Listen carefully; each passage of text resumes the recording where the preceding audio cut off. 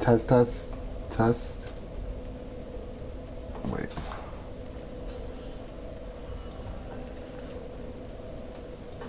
Test, test, test. Okay, great. All right, so here we go. This is the final of the 3 Crown DLCs for Dark Souls 2.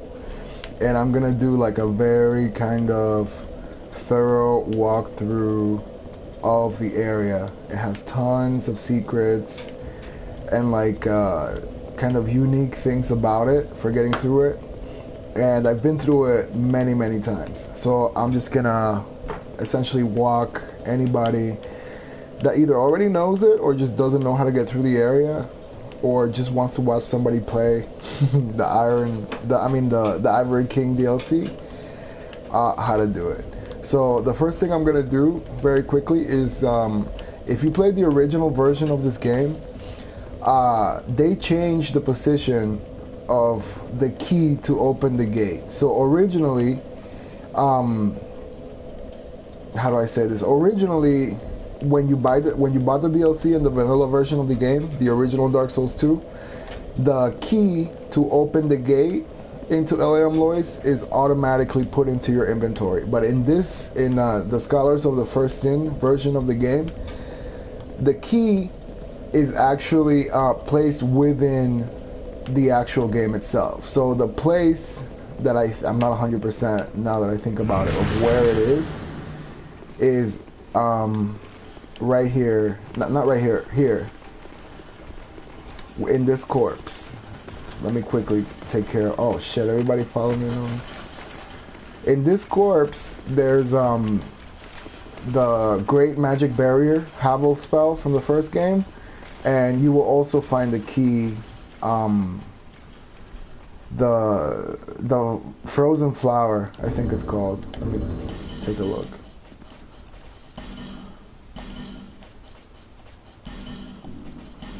Yeah, this item right here, the Frozen Flower. So that's how you get in. So now I'm just gonna warp to the nearest bonfire and take the path there.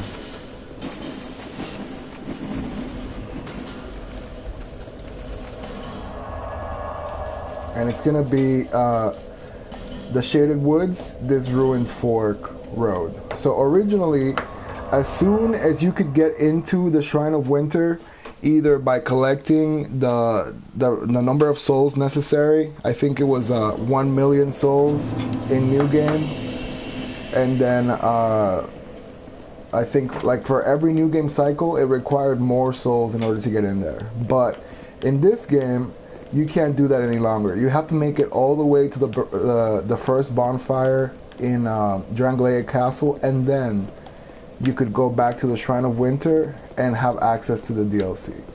So this is how I run there. This entire area changed now, and they threw in these characters from the manga Berserk.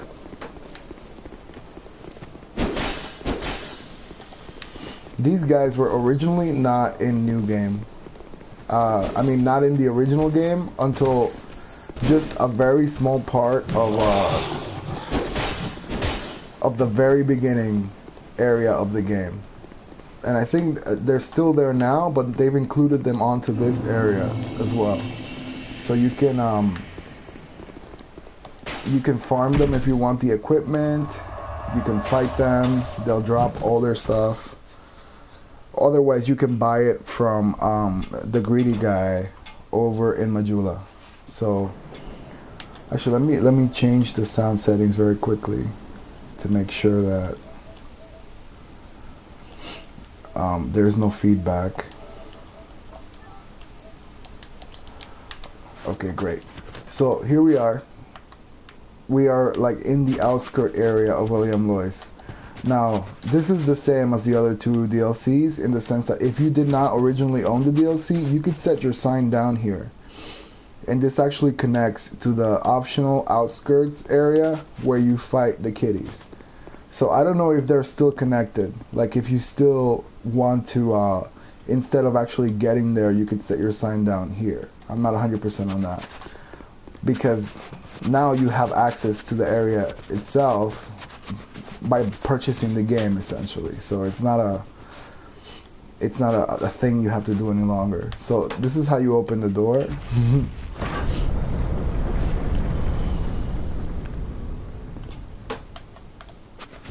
Oh, let me get fixed up. Alright, so as soon as you walk in here, you get like an idea of the area. So it's gonna be mostly within the confines of the walls, but at certain points we will be out here in that area as well. So let's capture the bonfire so it's saved. And now that I'm making use of this spell, let's turn it on. How many buffs do I have? I should probably put dark. I'm gonna start using dark instead of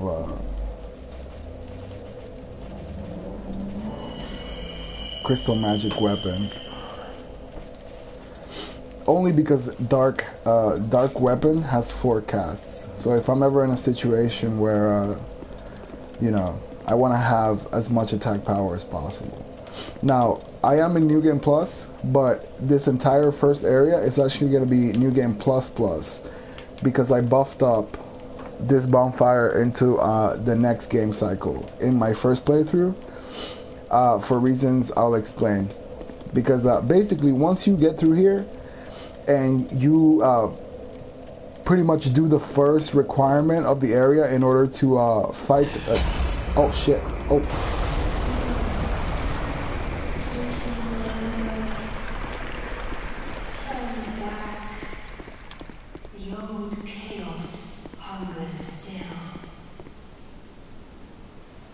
Okay, so I triggered that scene too quickly, but that's actually the sister. Nashandra's sister, Alsana, and like her other 2 sisters that we've seen thus far, she plays the same role for the Ivory King, except for she's not like necessarily like a bad, like an evil. I mean, not that anybody's evil arguably in the game. People have, I mean, the characters are all afforded that level of complexity, but she is not explicitly a bad character in this DLC, which was a surprise. I mean, Nadalia technically isn't bad either because we never actually meet her, but here we actually get to meet Alsana. So here's what you from now on, the entirety of Ilium Lois is going to be covered in this fog, this like snowy fog, and you have the option of going right here, right away, and fighting the boss, which is.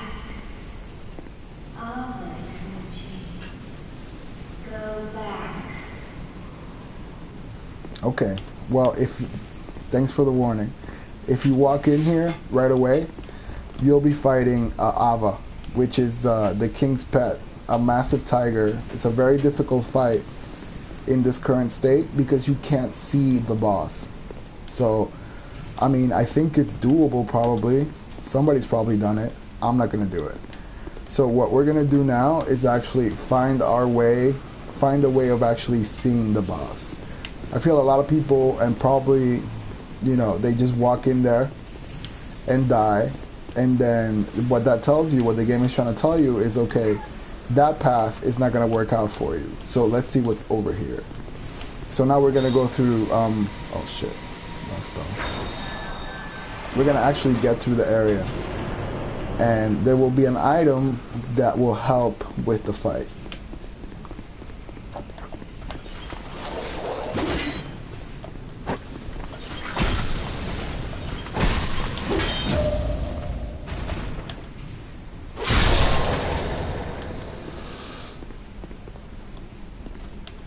There's going to be a couple more in here.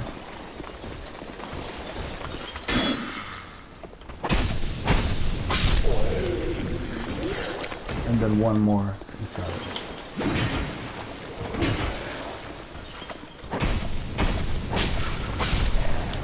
Okay.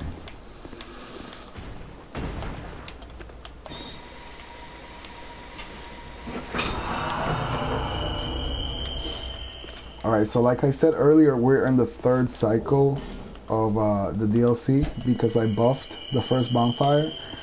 Meaning that because I did that, we're actually going to see like what this area looks like after New Game Plus 3.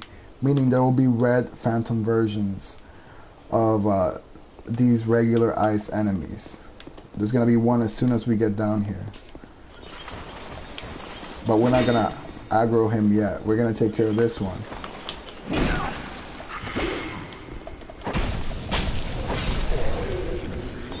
He's going to be in that door.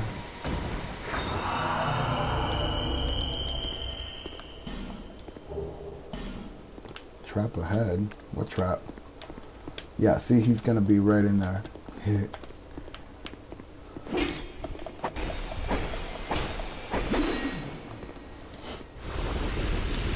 Right. So as far as drops, these guys actually drop this item here, this ice rapier, and it's a very useful, almost famous item in this game for like its usefulness in PvP, but I didn't really make use of it myself. And this area, make a mental note of this area because you actually will have access to it later. Well, the switch here is broken, but there will be another switch later on that lifts this kind of obstruction from the way, and you'll be able to access the items in the back. Now here, these sleeping priestesses, they're gonna be cold, so they're not gonna move on you yet. But make a mental note of them. If you attack them, they will attack you back, but they're actually not gonna be mobile at all whatsoever the first time you make it through the area. And they drop their outfit, that hood, and they also have a special dagger that they use. And a special, whatchamacallit, a catalyst. That's very slow actually. I've never used that catalyst for anything. Like the casting time is super low. Then here we have this ambush. So this area is very difficult to run through. Like you never want to run through, hold on one second. It's very difficult to run through. Oh nice, the sound is working.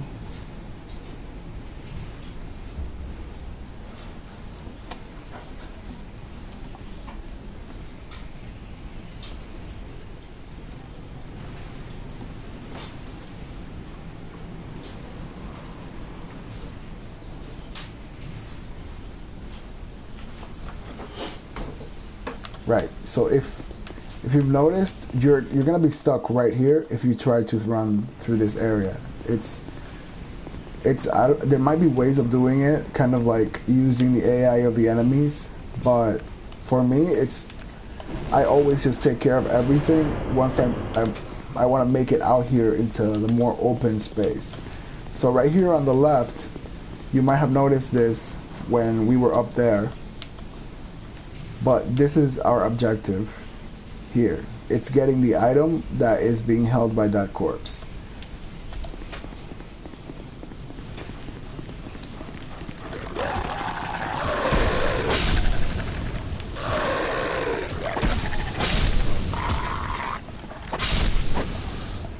These dogs are not visible from up there very easily, but you can actually shoot them with magic or arrows before you make it down here and have to deal with all 4 of them individually.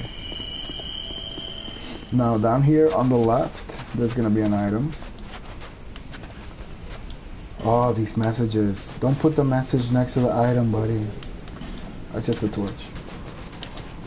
And that's visible over there as well, and we can access that in a little bit as well. This area is laid out so well. This is there's items across there and a priestess and items there. So, but you can't actually get there yet until much later on. So as you make it through this area, just kind of take mental notes of all these obstacles that are made through ice, because then later on all of that will be accessible. Here we have a priestess. She's not dangerous now, but she will be later on. The DLC just gives you, like, as you make it through this area, cues about what you're gonna have to get through if you ever decide to come back without the ice.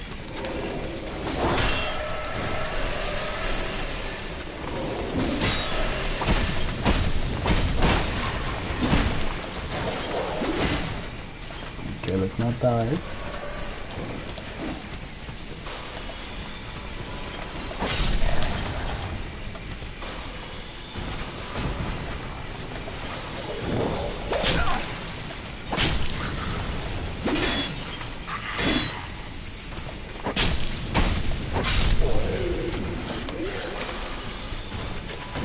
This area here is plenty dangerous as it is now, with these natural barriers that the ice creates, but it'll be even worse later on.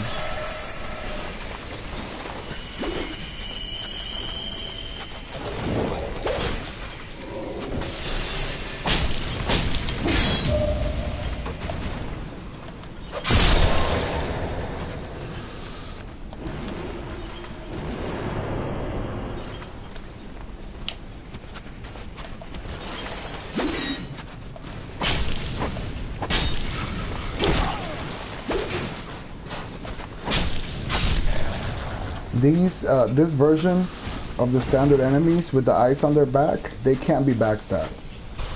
So take a note of that, because you know, you might want to naturally just kind of swerve to the back. They can't be backstabbed. And there's gonna be one here hiding.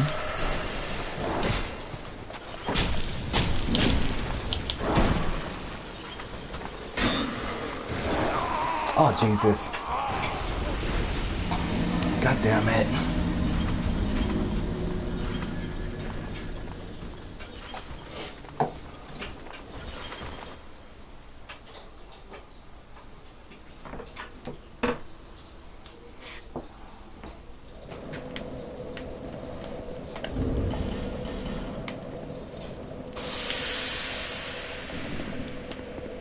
Alright, no signs. I guess nobody's playing. So let's try to make it there as quickly as possible without running into like all the traps here. Wait, what wasn't my denial on? I thought my denial was on.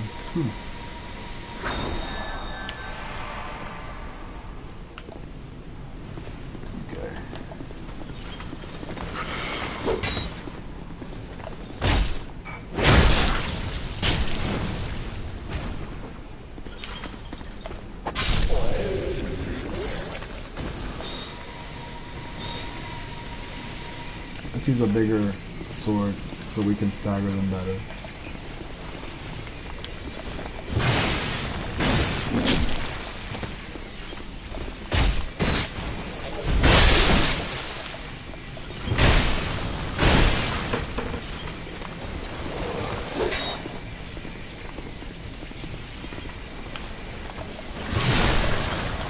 Okay, something's wrong with this stick, because I just let it go. Where would it spawn? Anyway.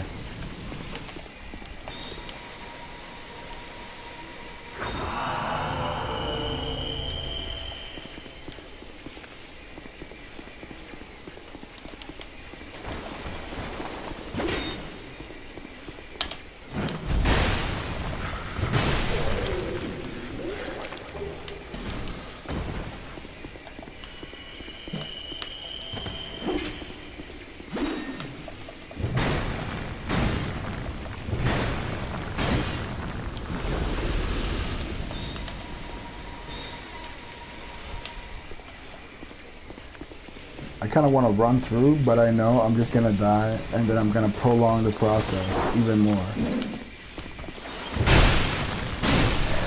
Which is not what I want to do.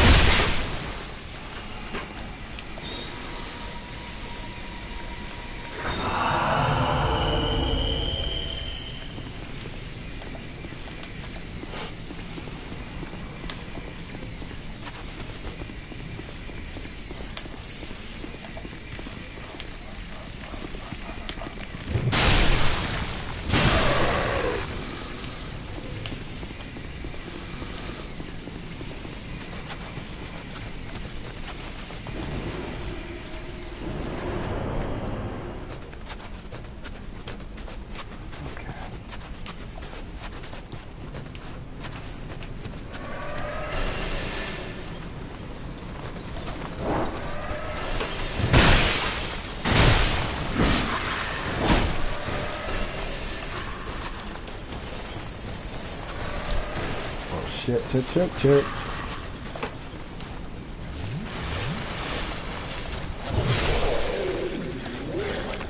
There we go. He just dropped the wrap here.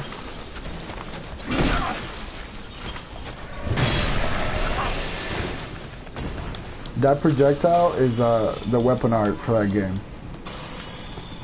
I think it's just R2 or two-handed R2. I'm not 100% sure though.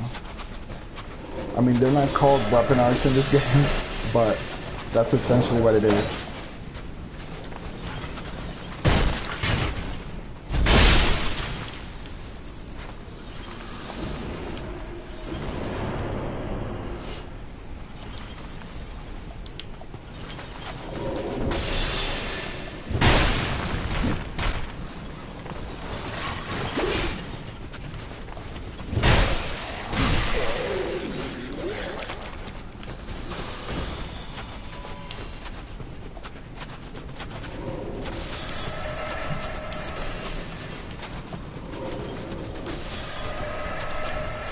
I want to draw this guy out because this weapon will collide with the walls inside a narrow corridor, and I don't want that. Like if I were to fight with this in here, this would happen. Oh, we got magic walls in here. Oh no, well this one works. It's very inconsistent. Alright, so here, more kind of items I never use. So once you get out here, you gotta be careful because you're gonna be getting sniped by that guy. But take a mental note of this here. I'll come back down after I take care of him.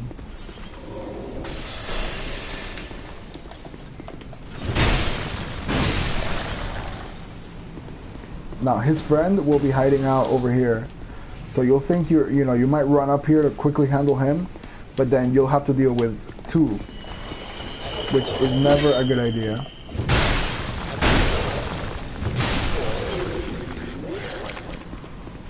Alright, so much later on here, we're gonna get access to this building here because it's frozen now. But Alsana will do us a favor and it'll be accessible. If you run down this bridge, there's actually going to be a hole, a gap. So that area over there is very important, but it's inaccessible until a certain shortcut is open. We've run by several of these guys with the priestesses without noticing. But they're going to be there, and it's important to know where they are because when you go through this area again and they're fully awake and ready to kill you, they'll be coming after you as well as all the enemies that we've encountered thus far. They're all going to be activated. Now up here, the way to go is over there, but as long as you stay behind the boxes and don't walk past a certain point, you won't aggro the enemies. It's a good idea to open this door to have a way out in case you can't handle them, because there's 3 enemies and 1 dog. So this is a murder room, and you don't want to have to deal with that. And this can be taken care of first. So here we have 1 spear wielding douchebag. Come on, dude.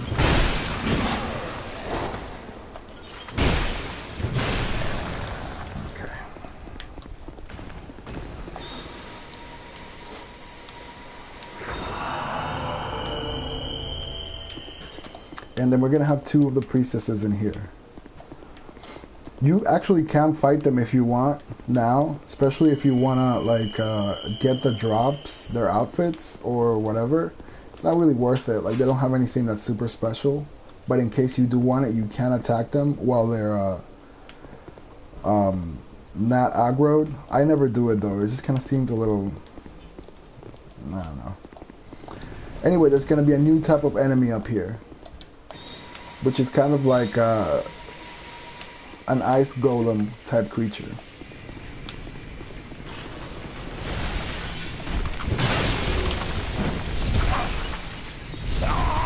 What?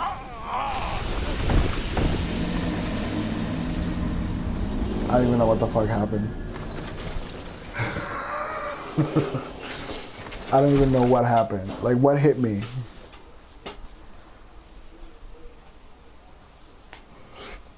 It might have been like the frames from the first attack.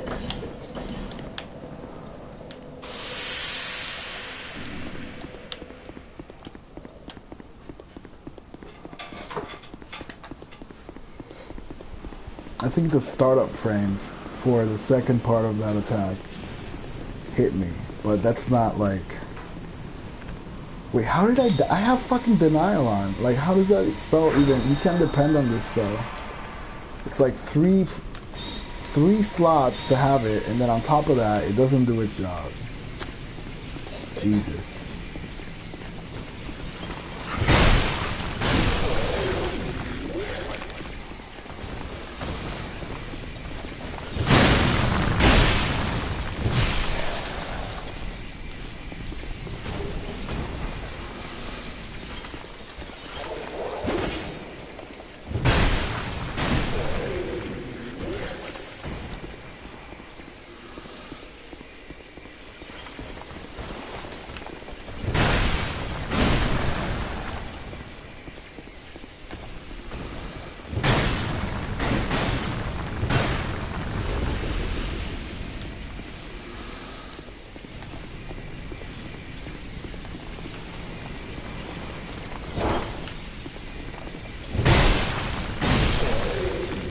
From this area onward, I am just gonna make a run for it, because some of these enemies will not pursue,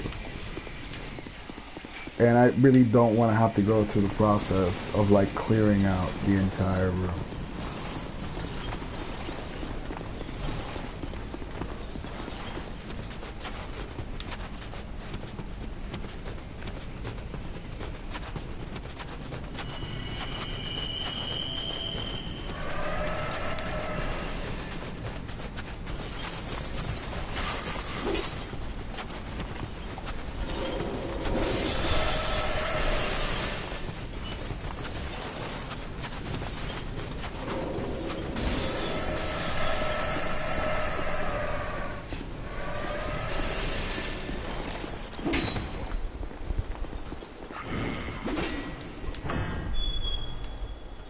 He will follow you, but I don't think anybody else will.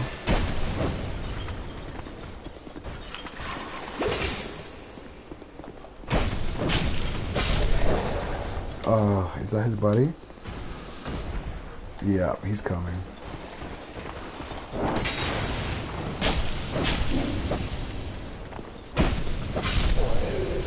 Okay. Alright, looks like nobody heard. So let's quickly switch over to the big guy. And let's clear this one out. Come on.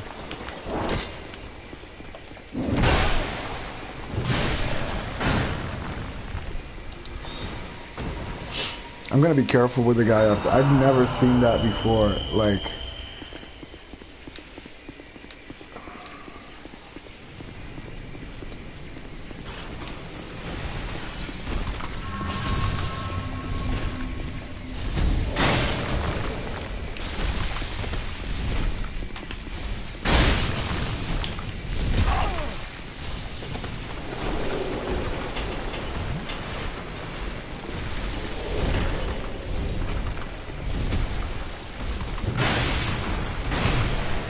right, he's dead.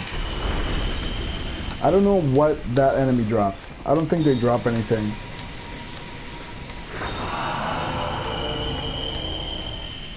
So all three of these chests will be frozen and they're inaccessible at this time.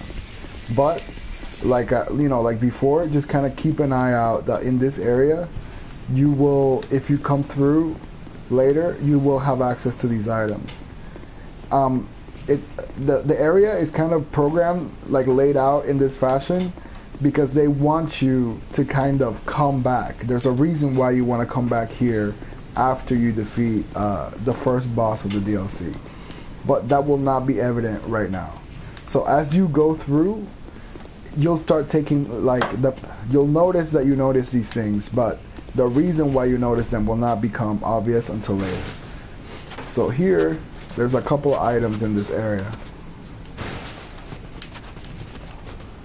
One here, and there's okay, yeah. If you come here later, do not careful going for some of these items because they're traps, and these ladies will be active and ready to come, you know, snatch you. The dark clutch ring is for those that use dark magic. It's the same idea as the lightning clutch, as well as the whatchamacallit, the other clutch rings that we found thus far. It makes your magic stronger.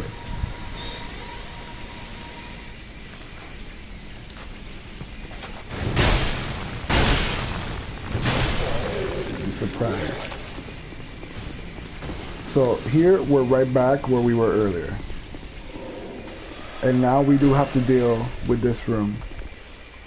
So be very, very careful because this is 3 enemies.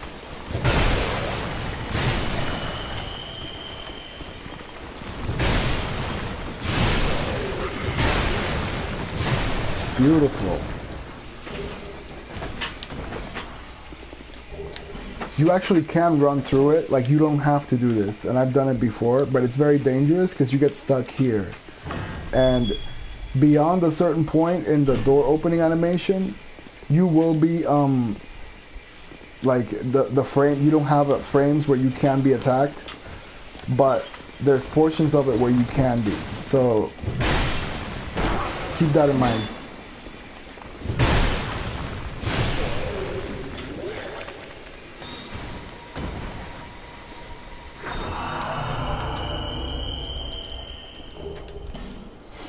Alright. And just like everything up until this point, this area will be even more difficult going forward if once the snow effect is gone, because all these priestesses will be active on top of the regular, like, standard enemies that are coming for me now. Jesus! What the fuck is that?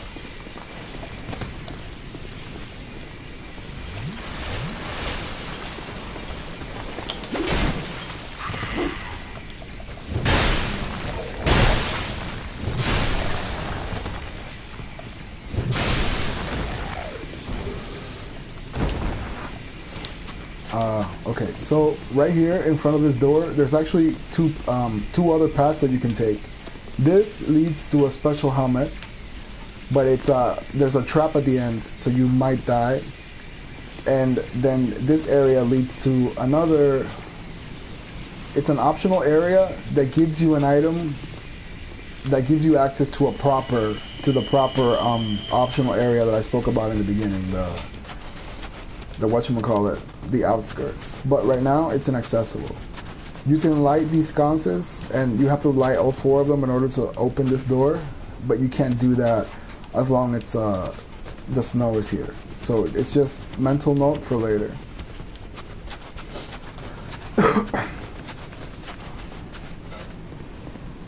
And then right in here, down there is the bonfire.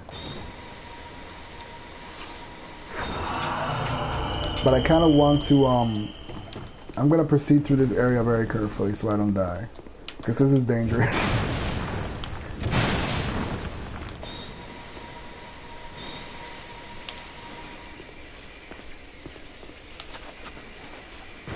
If you don't want to, you can just go right for the bonfire. But I want to just take care of this, because you never ever really have to come back here ever again after you take care of it. What the fuck? There's 2 of them.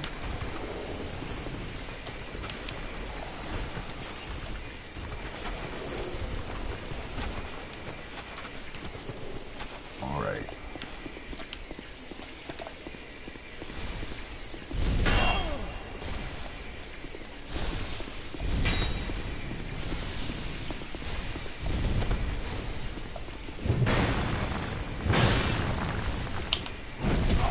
No.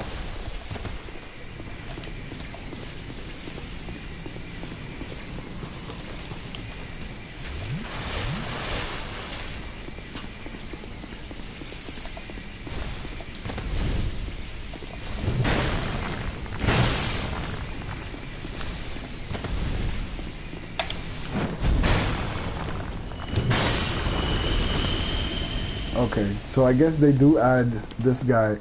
The thing is, I always do this in new game, and because you never really have to come back down here for any reason at all whatsoever, I never noticed that they added a red phantom golem to this area.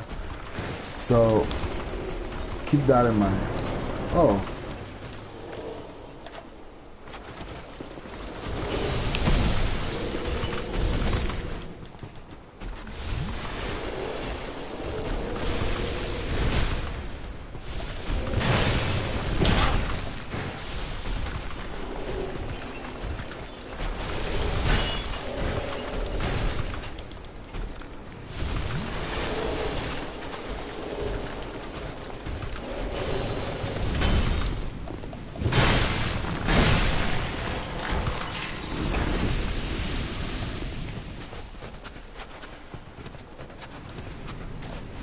Alright, so notice here how the haze makes visibility very low here.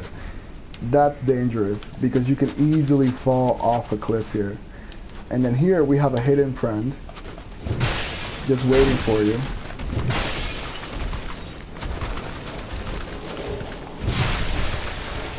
And I think there's one that jumps out of the wall. Oh no, he's just standing there, so he's easy to miss if you go for this item. This is the bell helmet. And then, you know, boom, run off and die. So there's many people that have died here, either because they've run off or whatever. So just be very careful, because if you die here, you have to repeat the entire process up until this point to get back to the bonfire. And it's not fun.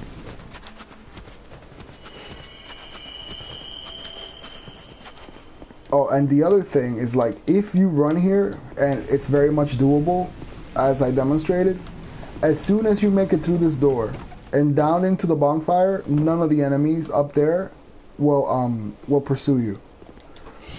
So that's very much a strategy that people can use if you just want to get through the area quickly. Now from here on, we're gonna kind of start getting into the outer wall but it'll be a little bit later on. There'll be one golem here and then another one sitting over there.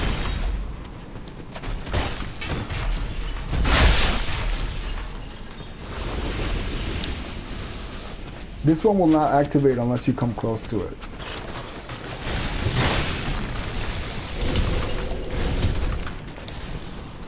Oh, these I hate the hitboxes sometimes on these characters. Like shit that doesn't look like it should hit. Hitting you makes no sense. Again, these ladies are sleeping now, but as soon as the snow is gone, they will all rush you down.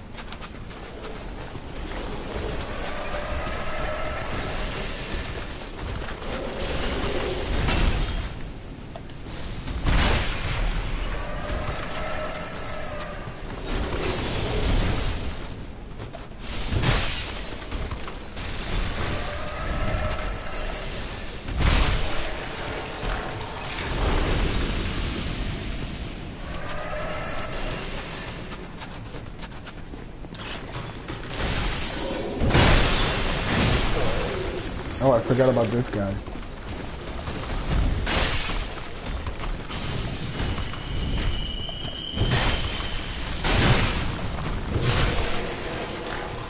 So altogether there's about 4 of them, and there's a few items here that are they're just there as bait, essentially. So if you rush for the item without taking care of all the enemies, you're gonna be playing defensive the entire time. This just take a mental note of this area, because this is a shortcut that connects to the area that we went through earlier, which is that down there. But there's items up here, including this ring. I think you take extra damage for a stat boost on all your major stats. And then there's this up here. I think it's a Paramaze, Dark Dance. Yeah, no, it's a hex.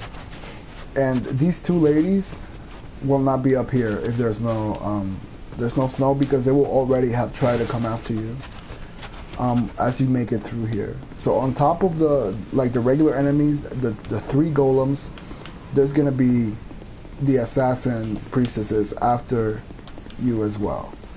So this is the main path. And now we're gonna run into a 4th ice themed enemy, which is kind of like a golem knight, and they're all progressively more difficult. This one is the hardest because it hits the hardest and it has a unique moveset as well as a shield. So here's what you want to do. Backstab. Ooh.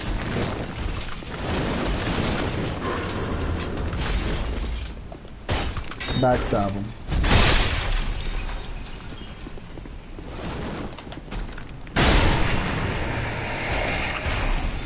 These guys also heal themselves with Estus, so you don't want to prolong the fight too much. Radiant Life Gem. You'll also be getting sniped by that guy in that tower. So the closer here you move the fight, so you can, his aim is he can't actually reach you here, the better. Now we bring down this gate. Oh, I forgot to mention. This door is locked from this side, but you'll be able to access it. This is one of the many shortcuts. This area is completely interconnected, and it puts like Lord Dran to shame, because there's just so many paths that come together as you explore it. Which is, I think, why a lot of people who liked the first game like this area, because if you're good at remembering things,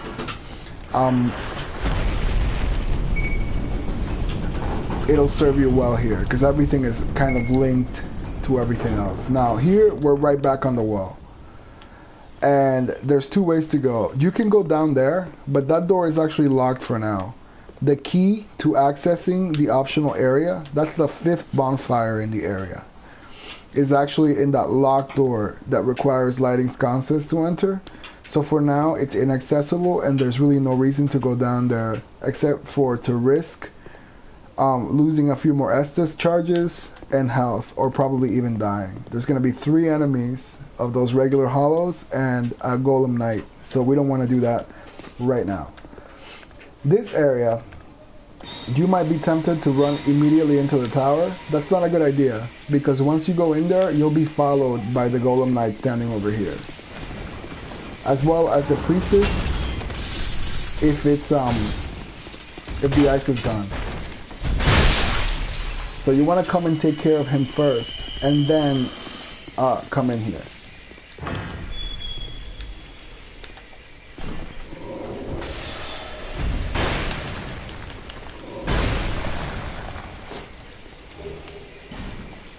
So here, yet again, all the treasure boxes are frozen and inaccessible right now. But if you notice, this guy is clearly a mimic. So I thought that was very interesting that they showed it like this, where you can see the mimic frozen, and then when you come back later, it'll be a regular mimic box that you'll have to fight. So now let's go back up here and continue on. This priestess is dangerous in that little closed off room. So I suggest, like I said, do not go in there unless you have supreme confidence in your skills that you will not be, you'll be able to handle 4 types of enemies coming on your ass. Now here, there'll be, there's 2 invisible enemies. You can kind of see that one there through the haze. It's like he's wearing, let me get rid of this because I'm not going to fight him. He's wearing the Elite Knight set and a greatsword, the Gut Sword. And then there's going to be another one over here. But it's not a good idea to fight them if you can't actually see them, because you can't parry them, you can't lock onto them, and it's generally just death. At the very end there, though, there is a frozen Pharaoh's lock contraption, but that's also inaccessible right now because it's frozen, so you can't put the lock thing in it. There's really no reason to go there until much later on, once you've unfrozen the area. This is another path that's frozen that is now inaccessible, but you will be able to access later. So this is the theme. It's basically using memory as you go through Ilium Lois for all the things that once you unfreeze everything, you will be able to access easily. Now there's going to be a red phantom here because it's new game plus 3. I mean, what do I call these guys? Ice golems. Oh.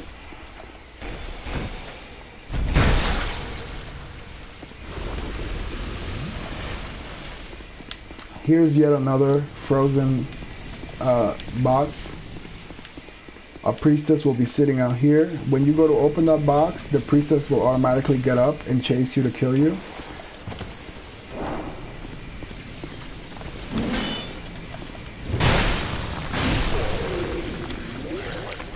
Alright, so here, you want to come in here. This is the switch that I spoke about earlier.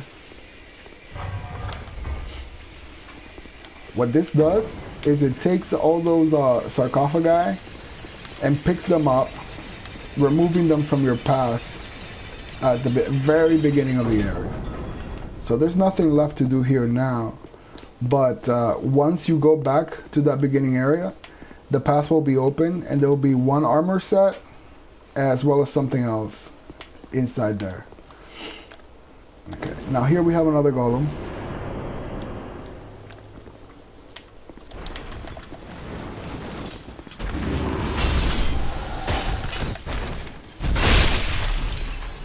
This guy is actually visible from over there, but I didn't really notice him.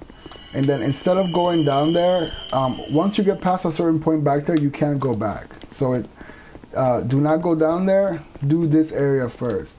Now here, the theme here is that some things are invisible that can't be seen, and there's actually a ladder here that leads to a miracle. But you can't see it right now. But you can still actually use it. You can climb it. Oh, what's up? What's going on? So let's see. I forgot what it is. Probably something useful that I don't make use of. No, it's not. Splintering lightning spear. And then here, if you do this area first, you'll get sight of what the room looks like down there, which is basically a ton of dogs. I don't know if I can drop safely, actually. So I'm just gonna walk in. At least that'll create a funnel, and I don't have to heal from the fall. That's the starting place, by the way. That's your first bonfire, and that's the Shrine of Winter teleportation device. So let's open it. And here come the doggies.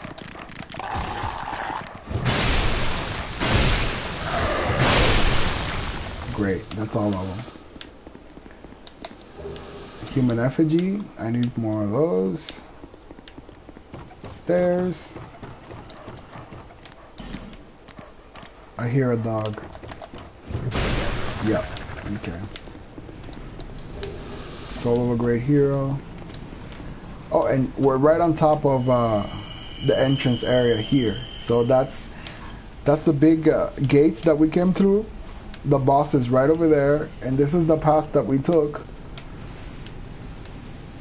And then that down there, we were there earlier as well, and there's our destination. So that's how very well done this area was. Everything is just kind of seamlessly connected in a very just well put together way, which I wish was the case for the rest of the game, but it's actually not that bad. It could have been worse. Could have been Pandering Fest, Dark Souls 3. Thank God it wasn't. This game is very good. Okay, so here,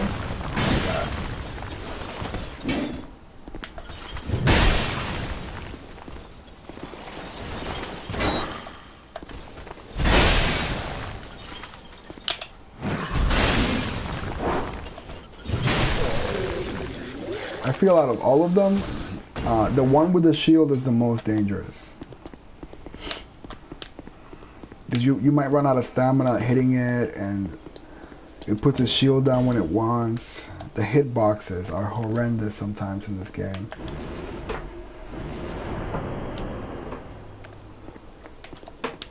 Alright.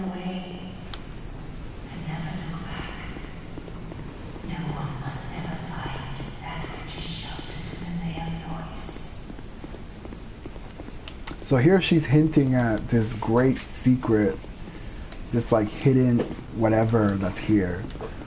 And the big surprise will come later on. But here is what we did everything to get, which is the Priestess Eye, Eye of the Priestess.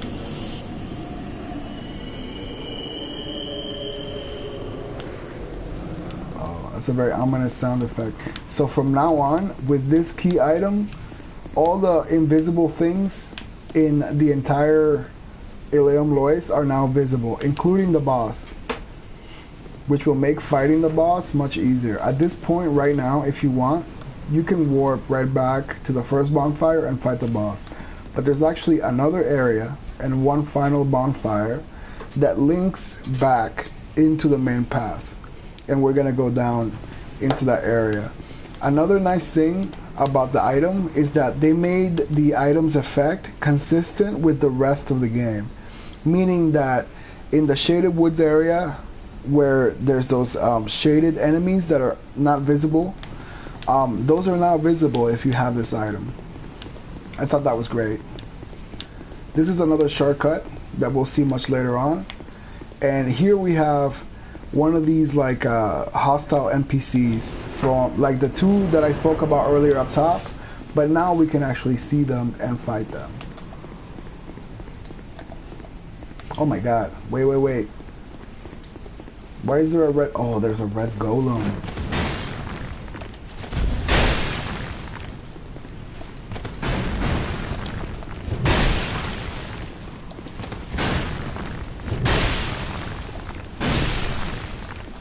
Okay, so he's done.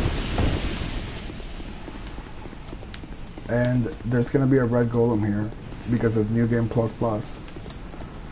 I think normally there isn't an enemy here. Okay.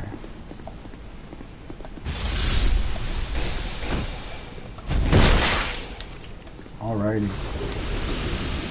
Items. Sometimes I miss these items because they're just hard to see in the haze. And then here we have a fault wall leading to the very third bonfire of the area. So you can come in and out whenever you want. But it's important to get this one because this area is also completely explorable. This is the first time we see the priestess out and about. Before this point, the priestesses are not active. So it's like if they're outside in the snow, they become immobile. But inside buildings, they are, you know, they're active. This room here is very dangerous. So keep this in mind. It'll be dangerous now, and it'll be even more dangerous once the ice effect is gone, because there'll be a sixth type of enemy active.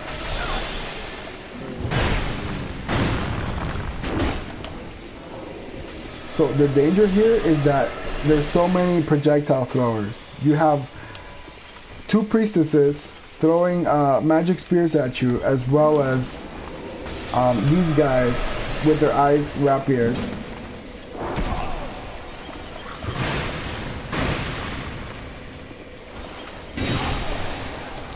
Ah, shit.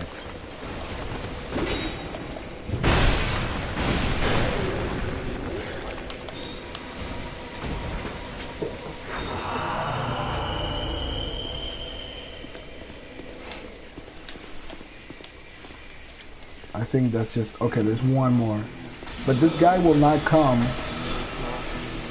He's smart in that way. Like, he'll just stay there and act like a magician. So you have three people just like hounding you with, God damn it.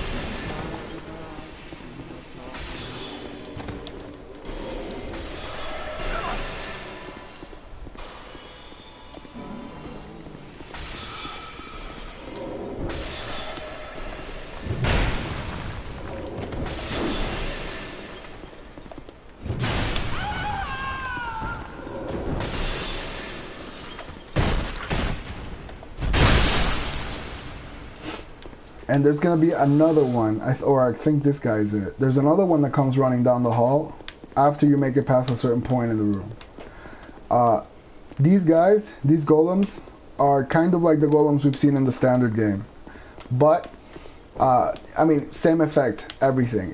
If an enemy dies close to them, they will absorb the souls instead of you.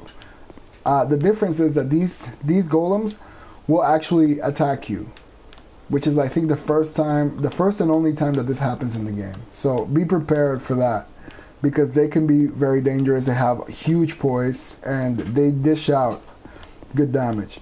This one is a mimic, but it's not. It's one of these two, but the game is not consistent like it was in the other case that we see a mimic, the effect of ice on a mimic, because this one is not open halfway through like the other one is.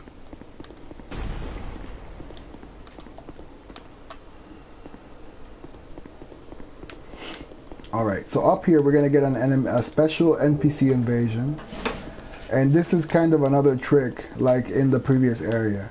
This guy is gonna simulate some of the things that real life players can do when they invade other people, like playing games and stuff like that.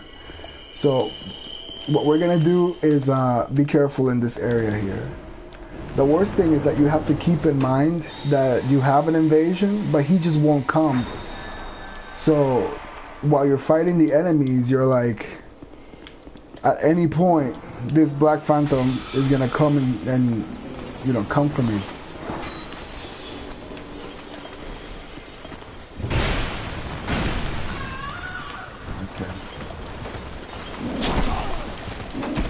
Jesus.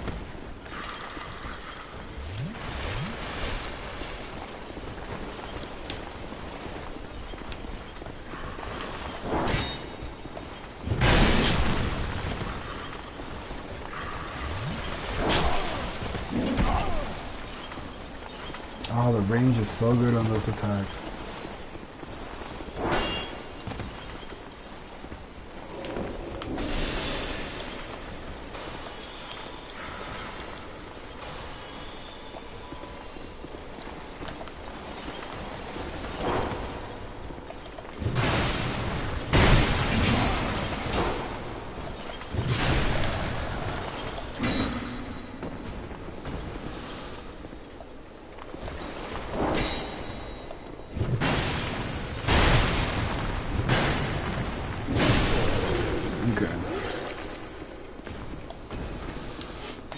Alright, so again, mental note. 3 golems in the middle of the room. When the ice leaves, you'll notice that there's a chest that they're protecting, and the chest will be completely inaccessible unless you get rid of at least 2 of the golems. There's a chest up here that also seems to be somewhat inaccessible, and the entire part of that room over there is also blocked off. So, you know, the game is telling you, keep that in mind because it might be useful for you later. Now here we have our NPC invader troll, and the way that he's programmed is that he uses chameleon to disguise himself, and when you go open that chest, which does not contain an item that is in any way spectacular, he will backstab you.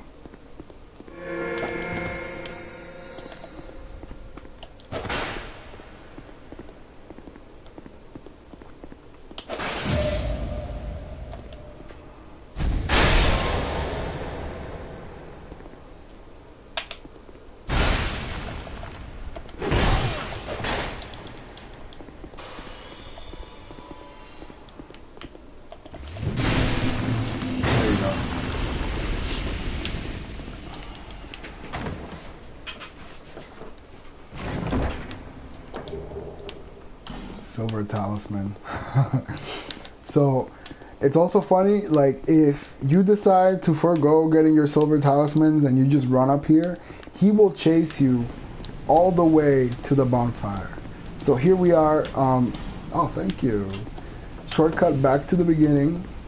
After you get the priestess eye, you will be able to see summon signs for NPCs to help you with the fight. That one is Ellie. And then our old friend, Masterless Glencore, is right here. But I'm gonna try to fight Abba by myself. She's difficult. Oh, look at that, there's people now. She can be very difficult, alone. But, you know, I'm gonna be hardcore about it. And she uses magic, so I don't know what she's weak to. I think it might be fire, but I'm not 100% sure. Like, she's tricky in that sense, and I don't really depend that much on it. I just buff myself. Oh, I should wait until I was inside. I just buff myself up and go for it. She has a very simple pattern that just involves like dodging out of the way of her, like her attacks that come in.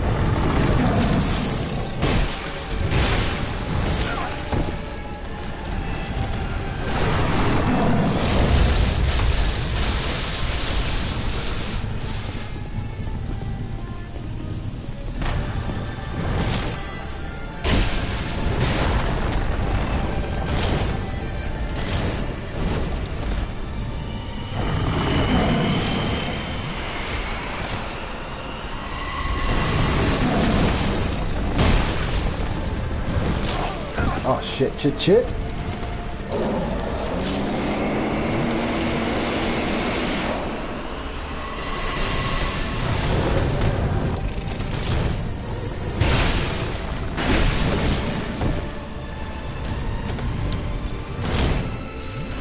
Oh my god. Oh shit, shit, shit.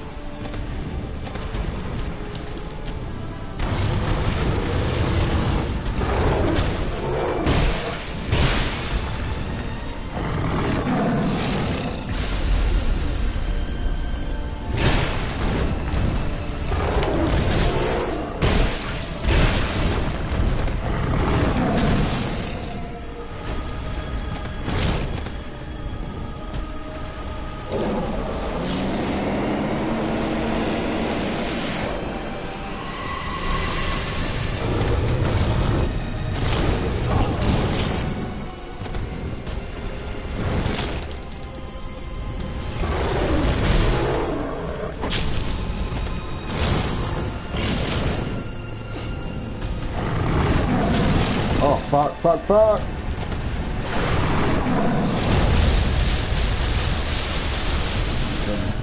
Okay. I think she degrades your durability somehow. Because there's no way my sword would have gotten that, shit, shit.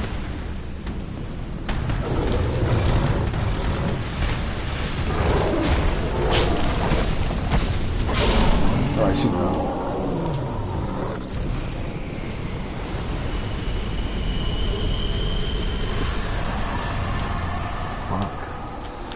Yeah, that boss, I think she affects your weapon durability somehow. I made it through the entire area.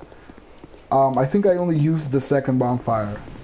And my weapon durability did not go down significantly at all. In fact, it was like halfway good still by the time I made it back to the bonfire. But all I did was hit her a few times and boom. So I guess keep that in mind. The good thing in this game is that you can always have your second weapon at the ready. So here we are in the Grand Cathedral. That mysterious disembodied voice told us that do not seek the old chaos. The only chaos that's old that we know is, you know, what the Queen of the Witch of Isolith did in the first game. So, you know, by now, if you played the first game, I did. I certainly knew what was coming. Another frozen chest, and then here is kind of the throne room where we actually get to meet the lady.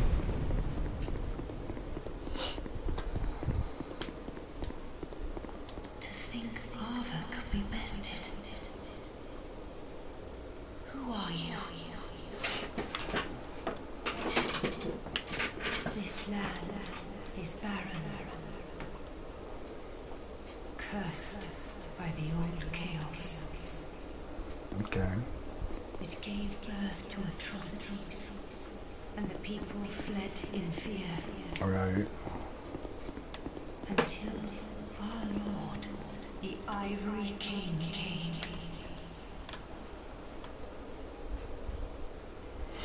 Okay, so the way I interpret this is kind of like every single part of this game, Dark Souls 2, kind of the way it plays off the themes in the first game is to suggest that all these kingdoms came and went, right? Including like this one right here. So the link that Ilium Lois has to the framework that the first game put forward about kind of cycles and whatnot, it's like I think having to do with the legacy of the Witch of Isolith. We do get a little bit of this already, like the link that the Rotten has. I said the Rotten? No, the prison, the Sinner. The Sinner is linked to the Witch of Isolith as well because she has her soul. But the chaos itself and the king itself, like the person that handled Isolith and dealt with its legacy, is probably the Iron King himself. By going down into the chaos, which is essentially what's left of Isolith at this point. My dear Lord, a most true king. It was with his magnificent soul that he built a Leon Lois and contained the spread of chaos. But the chaos would not be sated, and the king gave his own soul.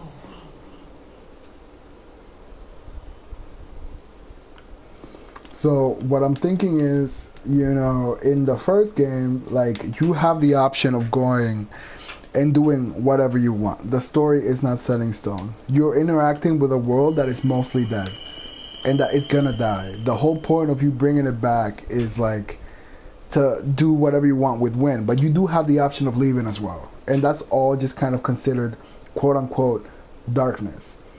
And that's kind of like the theme, like the interpretation that Wynn himself created for what happens in a world without the King of Light. Not necessarily. I mean, this is how he thinks about what humans kind of signify for him too, the dark soul, darkness, whatever, blah blah blah. That's not the case. My interpretation of the Ivory King is basically one of the people that used the souls from the first game, what they went on to do with that type of power. And that's what we have here, basically. Eleum Lois, his interactions with kind of the leftover pieces of Manus' soul, which is the girl up there, Alsana, and you know, but eventually I guess the dude, as we're gonna see later, lost his fight to the chaos. The chaos you know, consumed him, and in a way he kind of became like a shadow of Wynn, because he has his like how do you say, his burnt knights as opposed to his silver knights, which are the Knights of William Lois. So there's technically kind of a repeating of the past with what he went on to do with his great soul. But I mean, his actions were still better than, like, in comparison to Wynn or anybody else, because he just used it to keep the chaos at bay.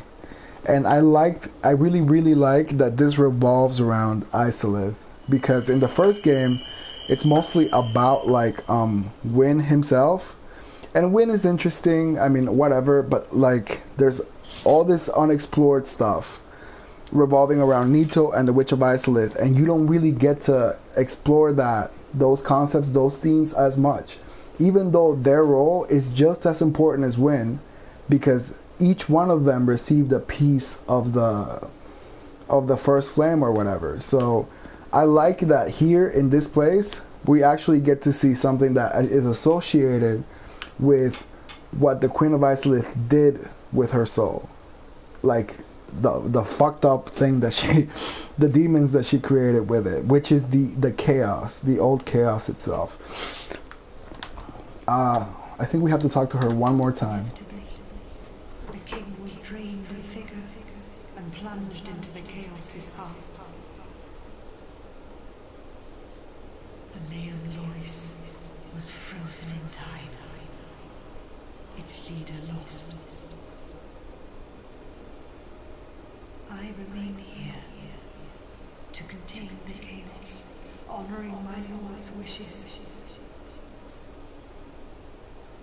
Perhaps one day he will return.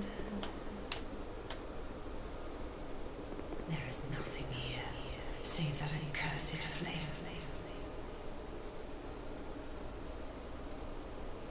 So notice her role in comparison to Nashandra's role with Vendrick. Like, she kind of believes in the things that he did, in the sense that, you know, well, I mean, what he did was actually very different from what Vendrick did. Vendrick went and attacked the land of the giants to steal the Ashen Mist heart from them. But what this guy did with his power was to seal away something that was incredibly dangerous. So like her relationship to the Ivory King in comparison to Vendrick and Nashandra's ridiculous drama is significantly more interesting for me, I think. But you know, whatever. Let's keep talking to her. But one wish, that my dear Lord might be free from that unspeakable chaos. I haven't the strength to help him myself, but perhaps one such as you. Though I am yet to know your name, stranger, will you lend me your strength? Absolutely. Kind visitor, I thank you. Let me open the path to chaos. And please, do all you can.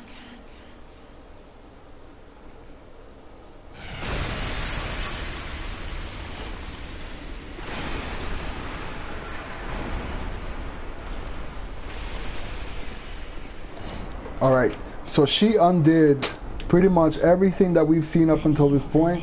Lois's faithful knights followed their lord into the chaos.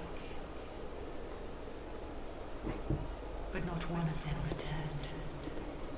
Okay. The king's dutiful subjects waited patiently for his homecoming.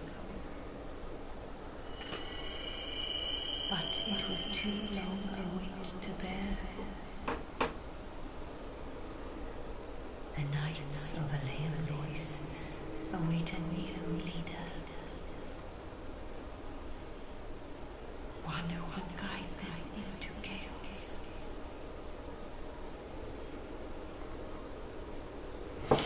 All right. So that was basically the last thing that she was left to do here, to kind of protect, like create a barrier around the chaos itself to prevent it from spreading, but I guess in a way to see if somebody would come along that had the ability to deal with her king. The guy's still down there. He's completely, you know, she wants me to kill the Ivory King because he has now been warped into a demon, like everything that chaos touches. And then the last section of the talk is she's talking about the knights. So there's several knights that are still around that can help me in what I'm going to do down there. This might not be absolutely evident at this point, but what most people will do is come over here and set off, trigger the battle with the Ivory King. The thing is, if you go down there, you will be easily overwhelmed by the king and all his burnt ivory knights.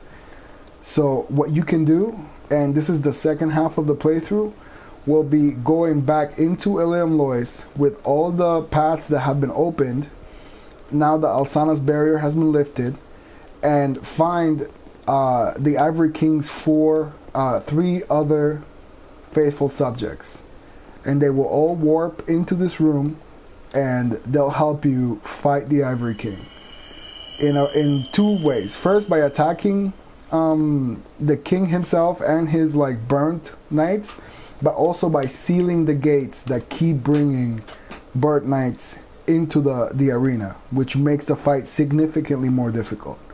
So we can go down there now, and that's kind of a challenge if you want to fight with just one knight, but we're not going to do that. We're going to go back out here and then proceed through the entire area, collect all the treasure that we missed because it was locked away by the ice, as well as find the 3 missing knights for the fight. So the first thing we have here, this is a shield. I don't really make very much use of this shield because it has very low damage absorption. Like, I think it's something like 60%. It does massive, did I just hear it takes a lot of damage, and it's very big, so it's not a very well put together. Like, there's really no reason for anyone to use it aside from like aesthetics.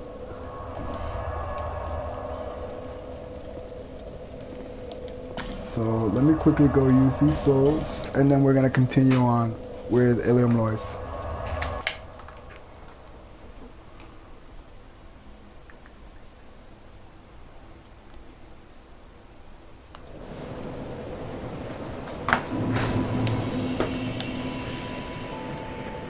Bearer of the until hope.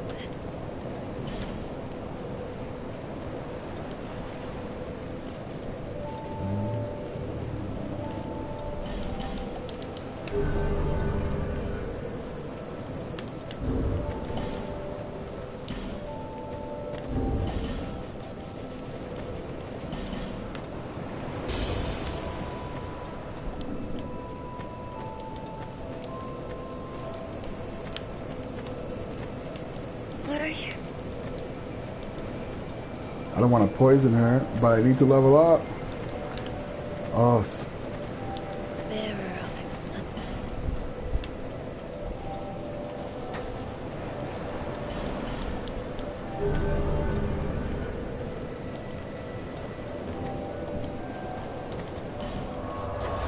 alright, so now we can go back to the very first bonfire.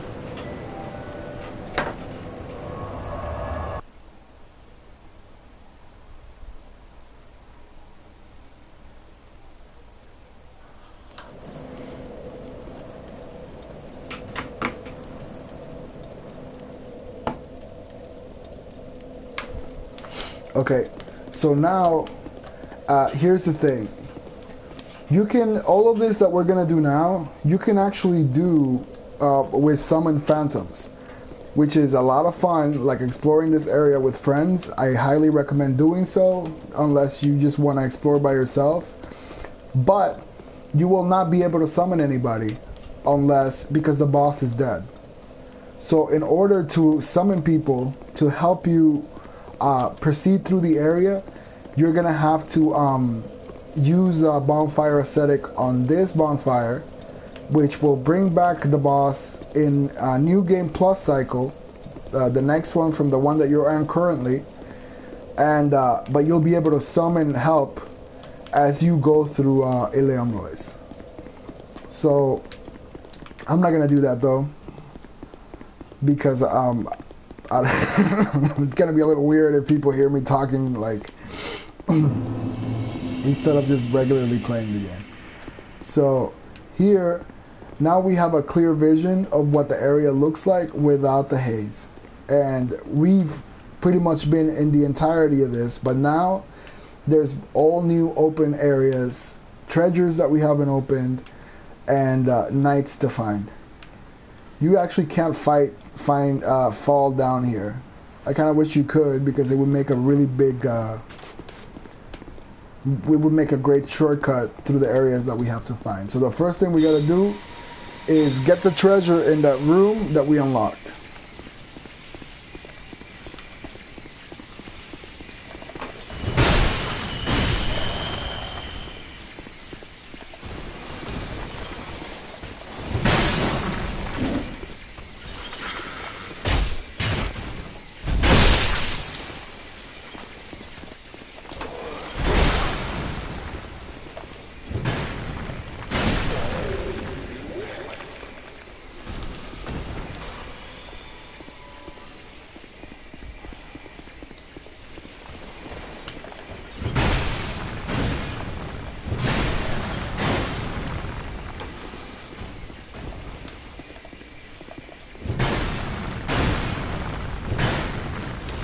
Alright, so now the coffins are gone and we can actually go in here.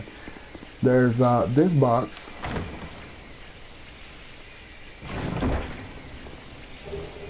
And it has a sorcery, but there's also another treasure here.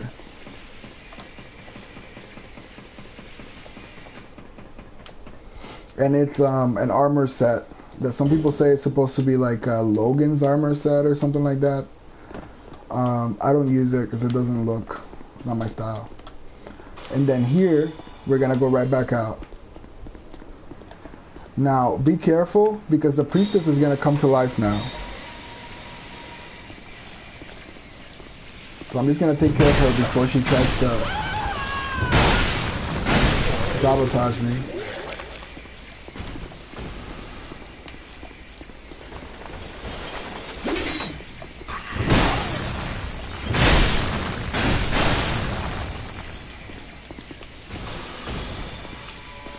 Now, in the next area, we're going to run through into the newly opened path for the other night.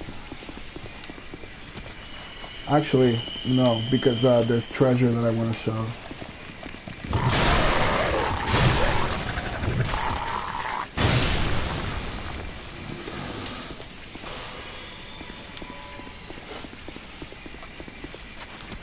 So now this is going to be open, and there's going to be a priestess over here.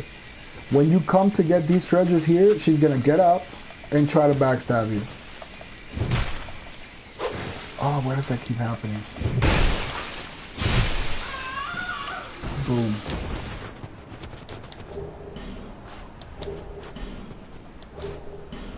The retainer staff is actually the staff they use to cast spells. So here we're gonna run. We're gonna go right into that frozen building, past all these enemies. That priestess is gonna wake up now and come after you. All the ice that was here is now gone. And this corpse is revealed. All it has is repair powder, so it's not really a necessary, thing. I always pick it up just in case. My completionist desires take over. And now this building is gonna be open. The reason we ran over here is because as soon as you step in here, the enemies will not come and follow you. They're not programmed to get past a certain point. So, yeah, so forget them, and now we're gonna access this area that was before completely inaccessible.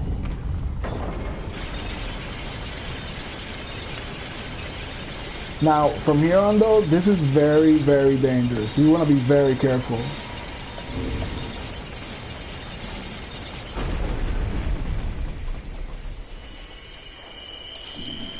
Here we're gonna see a new enemy, but it's kind of like an old enemy repackaged in a different way. These guys are kind of, they're essentially those rolling skeletons from the first game. They have very similar physics, so you never want to get stuck dealing with them fair and square, because they will end your walk very, very quickly. These three I handle from here because they actually cannot walk into that room. You see, that's what you don't want. You don't want that.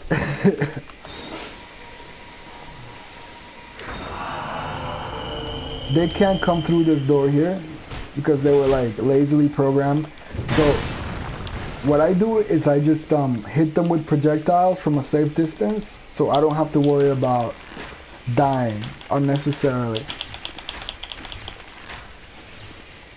Okay.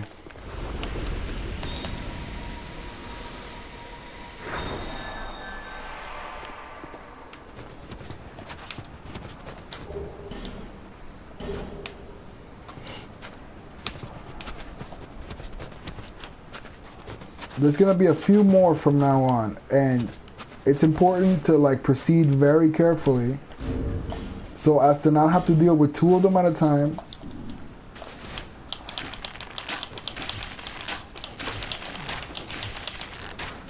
There we go, that's one. There's gonna be an invasion here as soon as we get in there. What I'm gonna do is kind of deal with it in a way where I'm not gonna be in the middle of the area, because if you're in the middle, you're gonna be assaulted by magic users from every corner, including the invader himself, which is he's like a priest, not a priest, a cleric. All right, so he's gonna be up there. You want to coax him to come down here.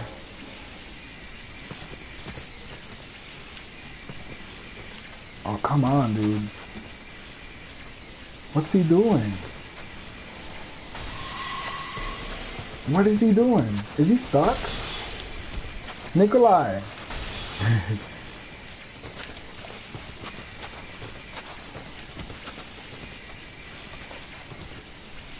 Oh, he's just not doing anything today.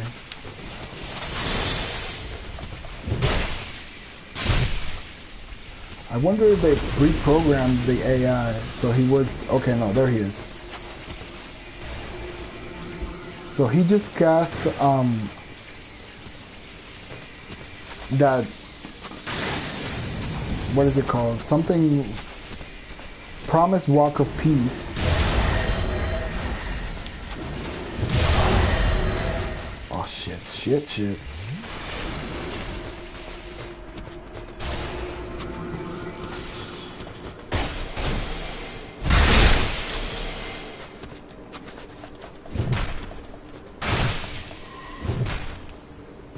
Oh my god.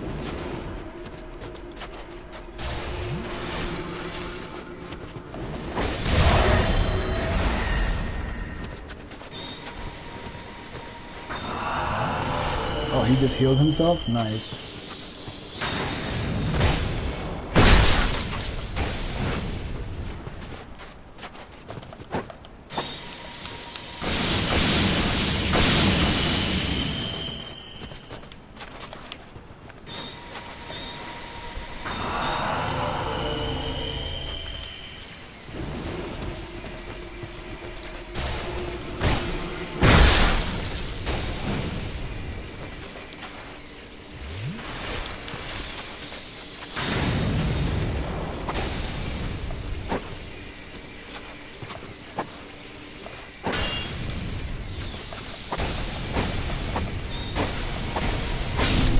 There we go. Ooh, he can be very dangerous. Especially if you fight him out here and then all these enemies will be sniping you with their magic. Oh shit, oh shit.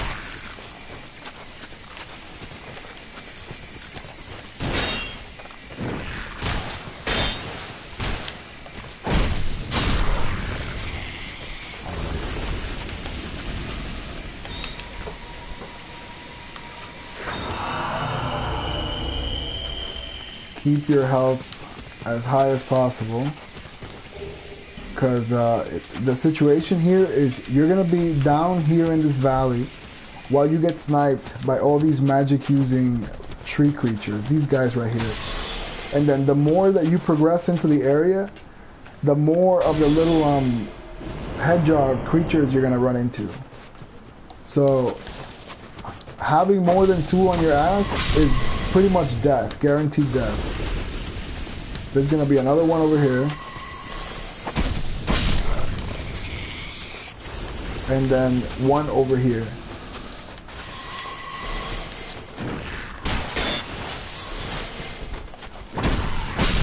This one is here just to get on your ass whenever you're gonna, like, if you run to these stairs, it'll be here just to roll into you and kill you. Oh my god, another one?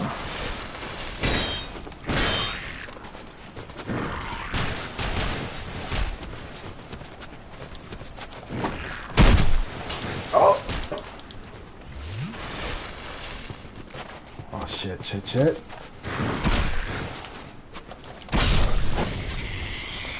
Super dangerous.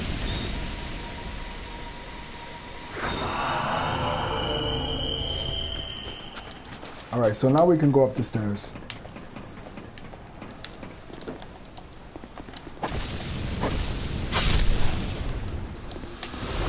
These guys are not as dangerous as the rest of them, but it's like the cumulative effect that they have along with all the other things that are kind of shooting at you and coming at you at the same time. At worst, what they do is interrupt your attacks and wear down your stamina if you're guarding.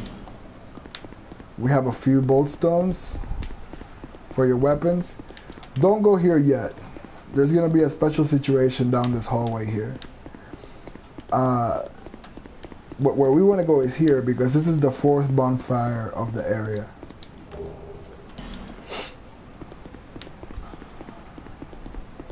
Beautiful. Okay, so now we're ready to go into this this house. In here, we got the same guy that invaded us and tried to do tricks last time. In the Broom Tower. He's gonna be pretending now to be a white phantom.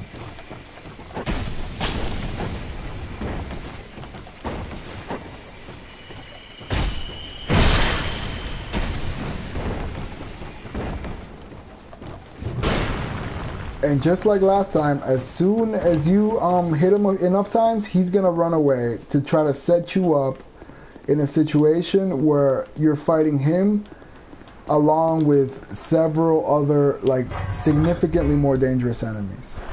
So you don't want to be in that situation. Where did he go? Oh my god. Is he down here yet?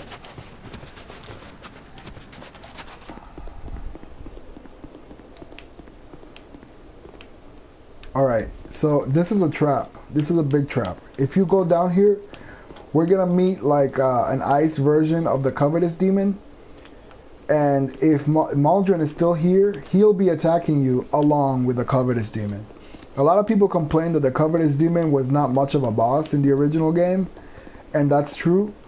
So this is kind of like their revenge for that, because having to deal with both of them at the same time will effectively make the Covetous Demon into a really difficult boss, and you don't want to be in that type of situation. So let's oh, son of a bitch, look at him.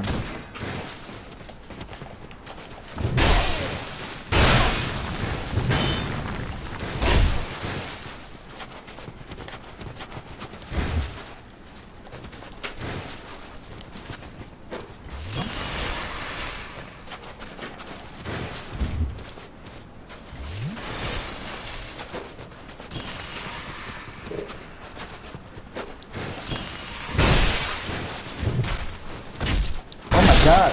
Oh.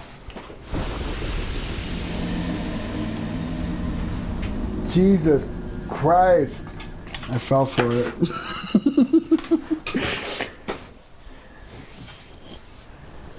God damn it. You know what? I'm gonna fucking set him up with the Tree of the Giants bullshit. But I'm gonna take a quick break, folks. I'll be right back.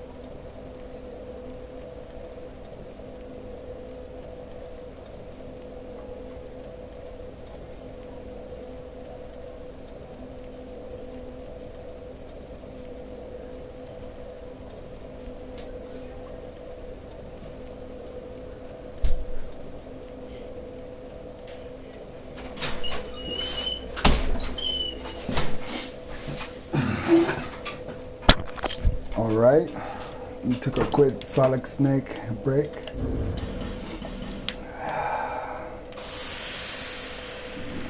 Alright, so now homeboy is gonna be in the same spot.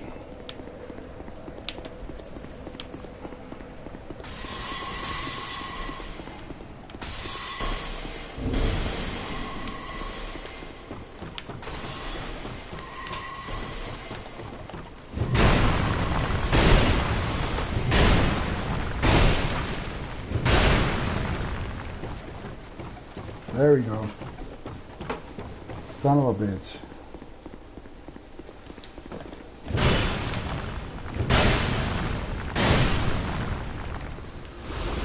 Oh. Quickly get my souls. Get away from little death creatures.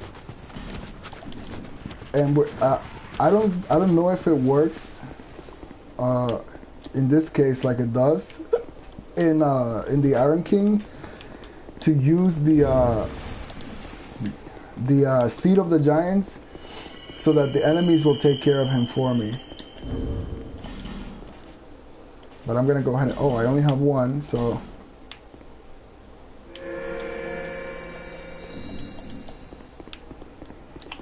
now when we step in here, yeah, there he is. He's not getting attacked, so, oh shit. Let's brave it. Let's go for it.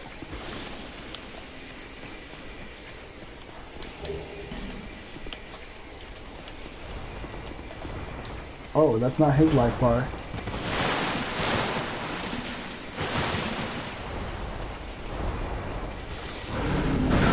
Oh shit.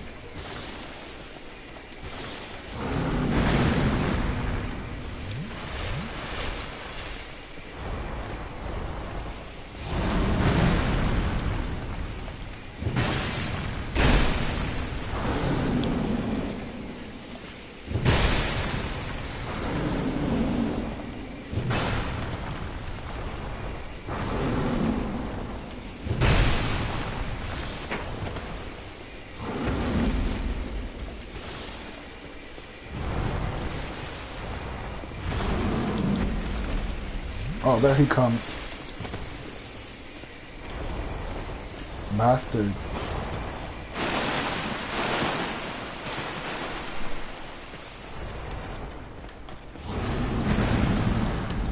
You know what? Not doing it. There's gonna be red rope.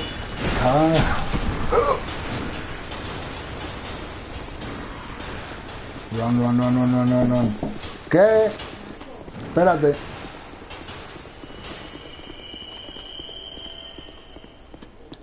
There he is. I want to open the shortcut so I can avoid having to do all this shit and coax him back into the area with all the little creatures. Look at him, right?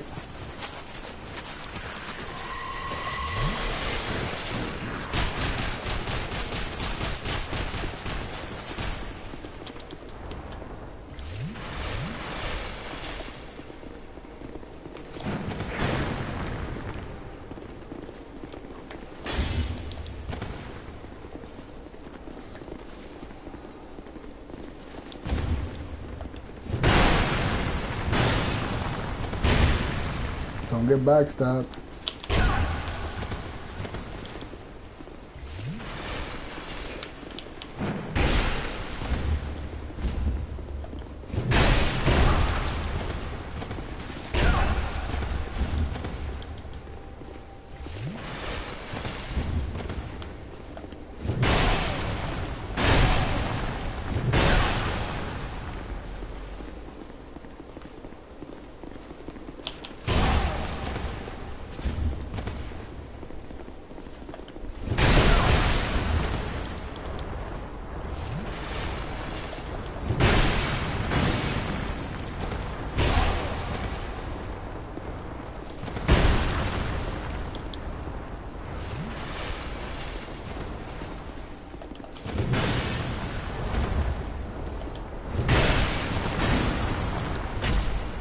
Jesus. Jesus.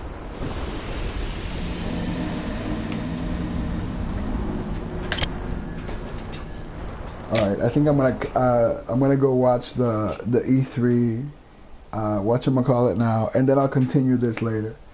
Is anybody watching? Let me see.